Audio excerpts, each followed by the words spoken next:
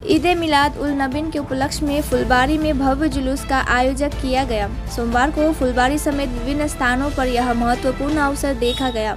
कथित तौर पर चूनाभट्टी, कामरांगुरी और सन्यासीकट्टा और सिलीगुड़ी के अन्य क्षेत्रों सहित लगभग 26 समूहों ने इस कार्यक्रम में भाग लिया। आयोजकों के अनुसार जुलूस फुलबारी सीमा क्षेत्र में संपन्न हुआ, जिसमें हजारों प्रतिभागी शामिल हुए। धन्यवाद। ऐसे ही নিউজ আপডেট के लिए हमारे चैनल को फॉलो करें। আমাদের কর্মসূচি হচ্ছে আমাদের বিশ্বনবী হযরত মুহাম্মদ সাল্লাল্লাহু আলাইহি ওয়াসাল্লামের জন্মদিবস।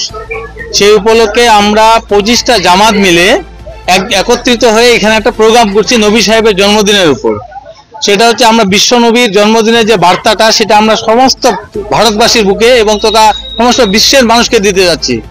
যে নবী সাহেবের যে বাণী, নবী সাহেবের যে বার্তা, সাম্য, মৈত্র এবং ভ্রাতৃত্ব, এই তিনটাই হচ্ছে ওনার আদর্শ ছিল।